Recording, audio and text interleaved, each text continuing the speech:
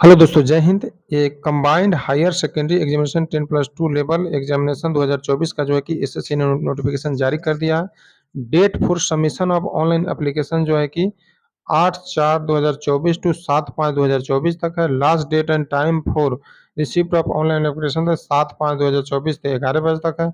Last date and time for making online fee payment 8/5/2024 को रात 11 बजे तक है। Dates of window for application form correction and online payment of correction charge जो है कि दिए हुआ है 10/5/2024 टू 11/5/2024 23 बजे तक।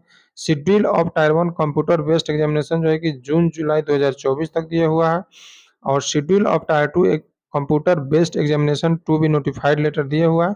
इसके अनुसार आप भर सकते हैं। ये एडवर्टाइजमेंट नंबर दिया हुआ है। इसमें जो है कि lower division clerk, junior assistant, junior secretary assistant and data entry operator 3 post जो है कि दिया हुआ है। इसमें लेवल 2 4 5 का रहता है। पे स्केल जो है कि दिया हुआ है लेवल लेवल 2 में है जो है कि लोअर डिवीजन क्लर्क एलडीसी या जूनियर सेक्रेटरीट असिस्टेंट जेएसए का जो है कि लेवल 2 में आता है, जो 19,900 से 63,200 तक इसका जो है कि होता है।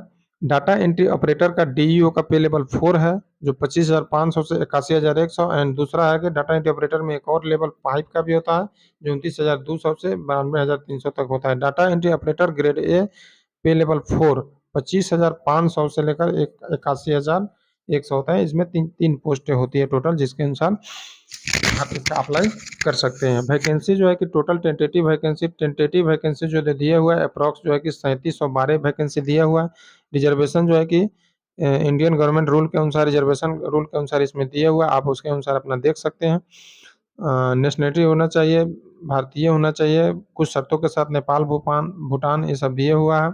एज लिमिट 1/8/2024 तक का होना चाहिए। इसका जो है कि एज लिमिट जो है कि 1/8/2024 तक candidate born not before 2/8/97 and not later than 1/8/2006, यानी 2006 के बाद का जन्म नहीं होना चाहिए और 2/8/97 के पहले का 2/8/97 के पहले का डेट ऑफ बर्थ नहीं होना चाहिए। बाकी आप इसको भर सकते हैं। इसमें एसी नॉर्मल जो गवर्नमेंट रूल है उसके अनुसार एसी एसटी के लिए 5 साल है, ओबीसी के लिए 3 साल है, पी पीडब्ल्यूबीडी अनरिजर्व के लिए 10 साल है, पीडब्ल्यूबीडी ओबीसी के लिए 13 साल है, एससी एसटी के लिए 15 साल है। एग्जाम एक्स सर्विसमैन के लिए जो है कि अलग से दिए हुए। बाकी डिफेंस पर्सनल हो गया, डिफेंस पर्सनल एससी एसटी हो गया, सेंट्रल गवर्नमेंट सिविलियन एम्प्लॉई हो गया 40 वर्ष है, 45 है। इसी तरह पीडब्ल्यूडी सब के लिए अलग अलग दिए हुए, जो आप आसानी से देखिए। इसमें जो एनेक्चर दिया है उसके अनुसार आप एनेक्चर के साथ भर के इसका छूट ले सकते हैं। बाकी आपका दिया है process of certificate and format और सर्टिफिकेट। इसमें जो है कि सारे जो है कि जिसका जो आप छूट लेना चाहते हो उसमें फॉर्मेट दिया हुआ, उसके अनुसार आप इसको आपको बनवाना भी पड़ेगा। और provision of compensatory time and assistant और एस्क्राइब, इसमें सब एनेक्चर दिए हुए आप देख सकते हैं।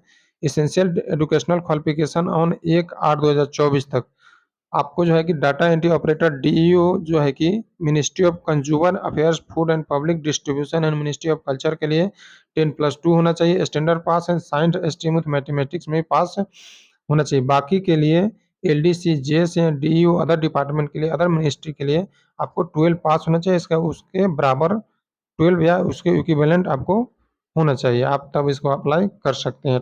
12 स्टैंडर्ड का 1/8